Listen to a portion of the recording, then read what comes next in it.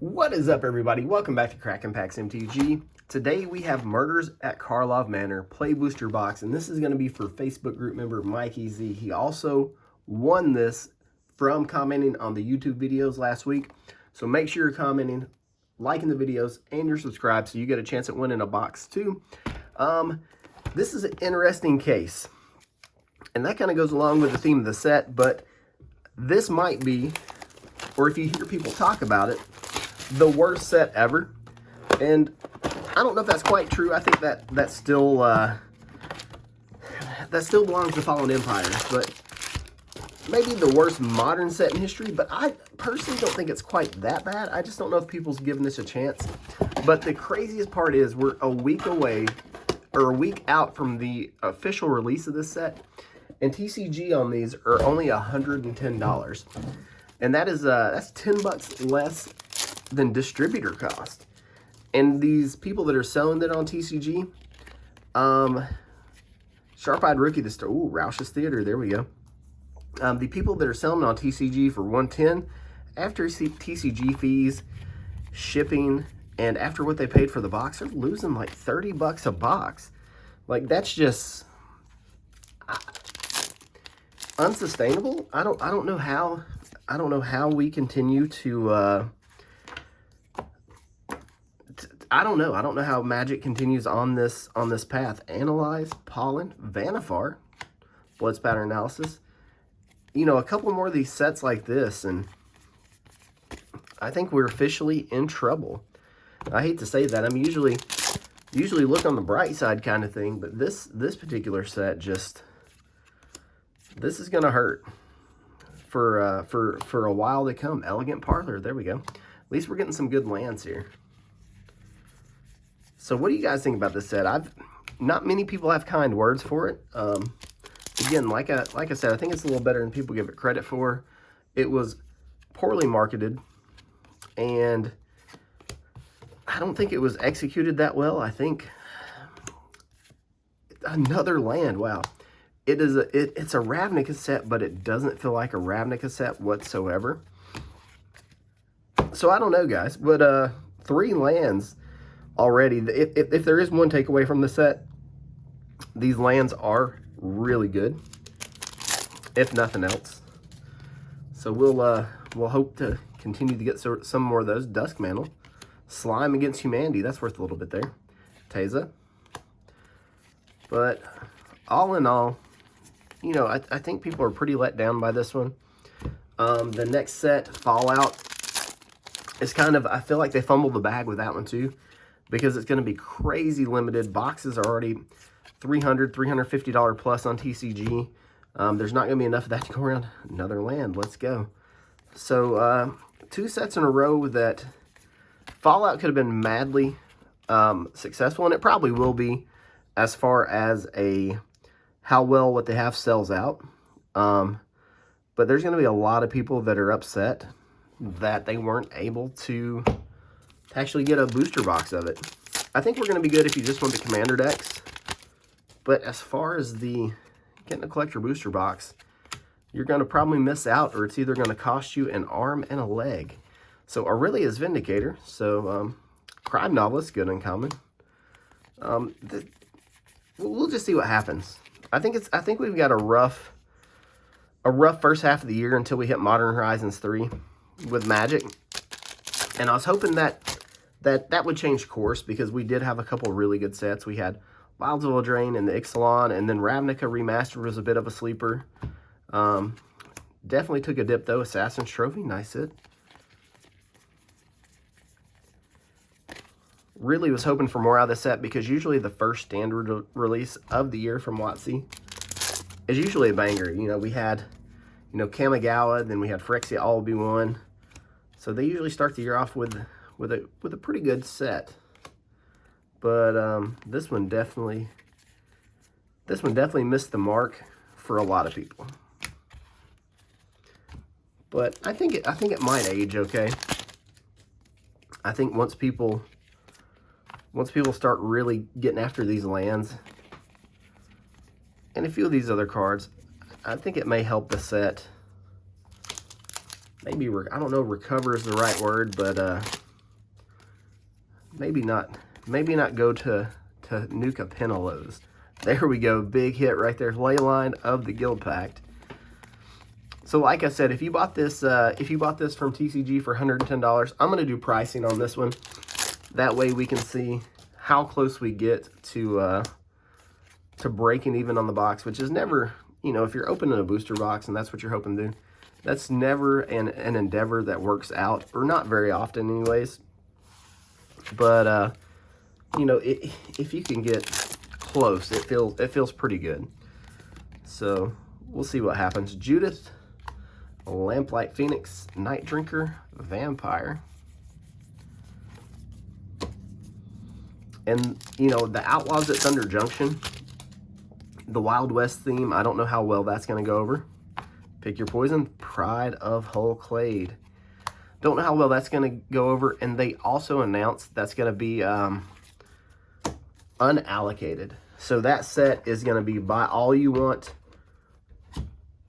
no allocation, because usually when game stores put their orders in, especially for collector boosters, you know, say they order 24, they usually get cut down to 18 or 12 or whatever, you know, whatever the distributor allows them to get, and that usually goes by how much they spend with the distributor.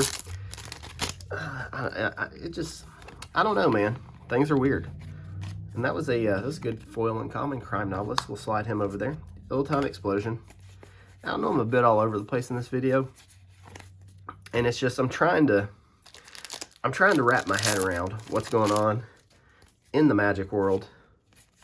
And with this set, Barb Servitor, and where we're going to be going for the next couple months. But if you're a game store, you're definitely banking on other properties like Lorcana, One Piece. You know, all the Bandai games usually do pretty well, and there's margins to be made there. Flesh and Blood, of course, the last Flesh and Blood set that released did really well. Forensic Gadgeteer, worth $1 or so, not too bad. But yeah, and later this year we have Union Arena. That's going to be the Bandai game that's based off all the different anime, kind of like Weiss Schwarz. So that should that is if your store can get Bandai games. They are tough to get in, but if you can get them in, you usually do pretty well. Or I hope your LGS is selling lots of supplies, sleeves and binders and deck boxes, and of course the sodas and the snacks. That helps your game stores. So if you go to your game store, make sure to buy some of their high margin items so they can keep the lights on, because selling booster packs in 2024 is a heck of an endeavor to try to break even on 10th District Hero Shadowy Backstreet. If this box gets there, it's definitely going to be because of these lands. Definitely going to be because of these lands. Hopefully we can get a borderless one. Those typically are worth a little bit more, especially if we get one of the blue-black ones. That's solid value right now. So, best card in the set, the puppy token. The chase is on. Atrata for another Mythic. And yeah, the Mythics in this set are kind of weak, right? I think outside of Massacre Girl and Rakdos and Delny. And I don't know, I'm looking over the Mythics now. They're not, monologue tax off the list. That's going to help the box. Case of the Locked Hothouse. I guess the Mythics are okay. They're not as bad as I first thought. Especially if you get them in Invisible Ink. But of course, you can't get an Invisible Ink in the Play Booster. Shading Form. There we go, the Mole. Analyze the Pawn. You know what? This box might be as good of a box as we can hope to open. So free box for Mike Easy. We might get there. Another crime novelist. Cryptic Coat there too. Cryptic Coat is one of those cards that's kind of moved up in value as people learn what decks it works in. So, and I probably missed a couple times against Humanity too as I've been talking. Spell Snare. Kellen. I get distracted very easily. The ADHD is strong with me. So, If I jump from topic to topic without finishing a thought, that's what happens there. Krenko, Baron of 10th Street.